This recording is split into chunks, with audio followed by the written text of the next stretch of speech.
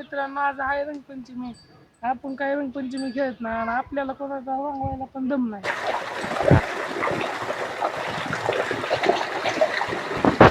तर मित्रांनो, आज आहे धुलवड.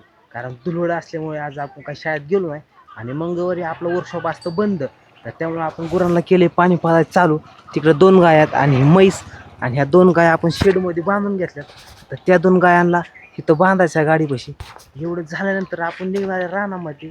तर चला आता म्हशीला पाणी पाजतो, तिथं बांधतो.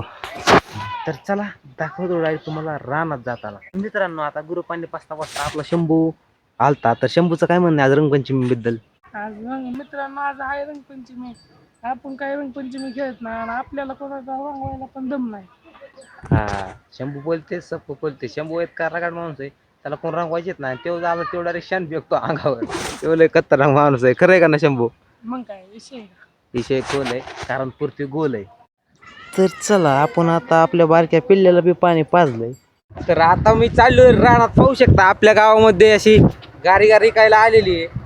आता उन्हाळा लागल्यामुळे गारी विरीगार सगळं असतंय ना खुळा. तर चला आता रानामध्ये. तर मित्रांनो, आपल्याला भिजवायचं असल्यामुळे आपण घेतलंय खोरं आणि पानं. तर चला आता आपण भिजवणार आहे मका. हे बघा, आपली ही मका भिजवायची आहे. मका खूप वाढली आता. मागच्या पाण्याची वेळेस तुम्हाला दाखवली होती, आता ह्या पाण्याची वेळेस दाखवणार आहे. तर चला, बापू बी आले. तर बापू गेल्या विहिरीवर, आपण जाणार आहे चालू करायला. कशी मका आता छातीच्या वर जाते, पाहू शकता. आता तर छातीच्या वर आहे, पण अजून खिला टाइम आहे. एकदा जा आली खायला, बघा कशी मका दावत तुम्हाला एकदा.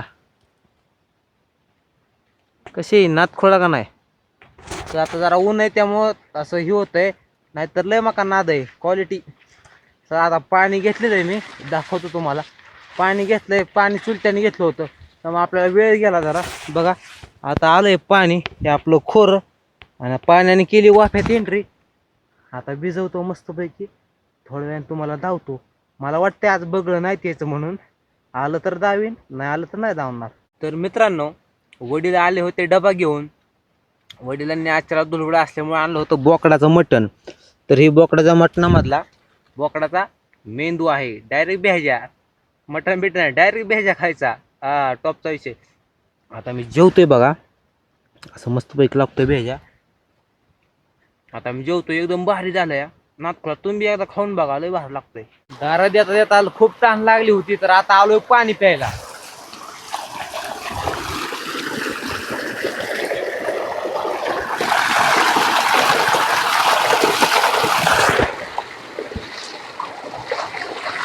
डायरेक्ट असं असतंय नातखुळा.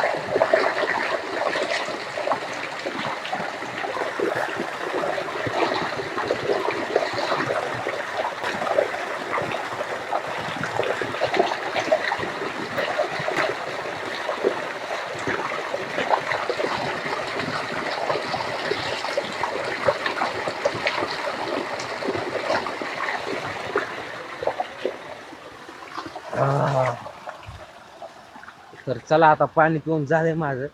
तर मित्रांनो, आता तुम्ही म्हणसाल की आज काय बगळं दाखवलं नाहीत. बगळं दाखवलं नाहीत कशामुळं? कारण आज बगळंच आलं नाही. आपली मका झाली उंच. मका उंच झाल्यामुळे बघायला कळत नाही आपण पाणी देतोय का काय, त्यामुळे ते बघायला कळत नाही, त्यामुळे बगळं आलं नाहीत. असा विषय नेक्स्ट पार्टमध्ये तुम्हाला दावेल. तर मित्रांनो, आता दिवस गेलेला आहे, पाहू शकता.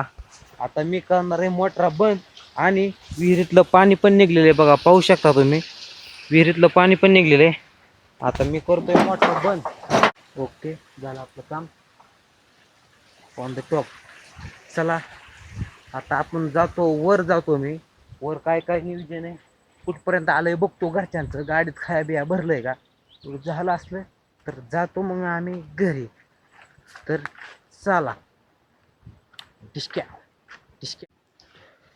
तर भावाने आणून टाकल्यात सगळ्या पेंड्या, आणि वडील तिथं गाडीत बसल्यात. वाळली मका. आता एवढं झाल्यावर आम्ही निघणार आहे घरी. तर चला, भेटू उद्याच्या नवीन ब्लॉगमध्ये.